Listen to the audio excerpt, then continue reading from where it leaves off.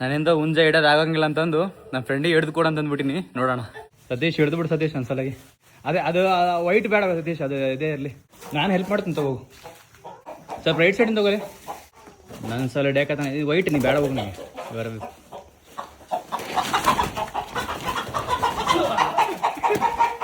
ಕೋಳಿ ಓಡೋಗ್ಬಿಡುತ್ತಲ್ಲ, ಅದನ್ನ ನೋಡಿ ಇದು ಓಡುತ್ತೆ, ಇದನ್ನ ನೋಡ ಅದು ಓಡುತ್ತೆ. ಈ ಚಿಕ್ಕ ಮರಿನ ನಾನು ಮುಟ್ಟಿದ್ರೆ ಕುಕ್ಕಕ್ಕೆ ಬರುತ್ತಲ್ಲ ಅದು. ಆ ಹುಂಜ ಮತ್ತೆ ತುಳಿದಾಗ ಅದೇನು ಆರಾಮ ಕುಕ್ಕಂಗಿಲ್ಲ. ಅದನ್ನ ಮುಂಜಾನೆ ಏನ್ ಮಾಡುತ್ತದು, ಕೋಳಿನೇ ತುಳಿದು ಬಿಡುತ್ತೆ ಅಂತ ಹೇಳ್ತಾರೆ. ಯಪ್ಪು ಸಿಕ್ಕೇತ್ ನೋಡ್ಲಿ, ಈಗ ಆರಾಮ್ ಹಿಡಿಬೋದು ನೀನು. ಆ್ಯಕ್ಚುಲಿ ಆರಾಮಾಗ ಯಾರು ಹೇಳಿ ನಿಮ್ಗೆ ಆರಾಮಾಗಿ ಸಿಗುತ್ತೆ ಅಂತ. ತಗೋ ಈ ಮೊಟ್ಟೆ ಸಿಕ್ತ ಅಲ್ಲಿ ಪರಿಚಯದಲ್ಲ ನಿನ್ ಕೈಯಾಗ ಬಂದು ಕುಂದಿರ್ಬೇಕಲ್ಲ. ಇಲ್ಲ ಕೋಳಿಗಳು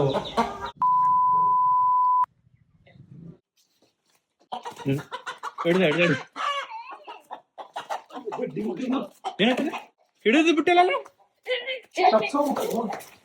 ಹಿಡಿದನ್ನ ಬಿಟ್ಟಲ್ಲ.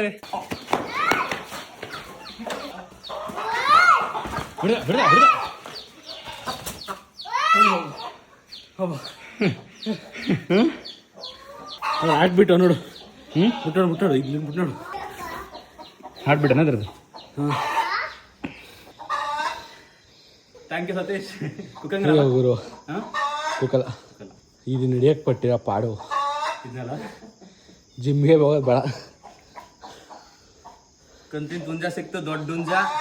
ಆ ಬಿಳಿ ಹುಂಜ ಅಂತ ಬರೀ ಏನು ಸ್ಟ್ರಾಂಗ್ ಅನ್ಸ್ಲಿದೆ. ಎಷ್ಟು ಹೊಜ್ಜಿತ್ತಲ್ಲ ಅದು ಚಿಕ್ಕ ವಯಸ್ಸದು. ನೀನ್ ಲಾಸ್ಟ್ ಬಂದಾಗ ಮರಿ ತಗೋತಾ, ಆ ಮರಿನೇ ಬಿಳಿ ಹುಂಜ ಅದು. ಅಲ್ಲ ಸಣ್ಣ ಮರಿ ಇರ್ತಾವಲ್ಲ, ಅವು ದೊಡ್ಡ ಹುಂಜ ಆಗ್ತಾವ ಕೋಳಿ ಆಗ್ತಾವ ಗೊತ್ತಾಗಲ್ಲ. ಇವಾಗ ಗೊತ್ತಾಗಲ್ಲ, ಸ್ವಲ್ಪ ದಿವಸ ಆಗ್ಬೇಕು.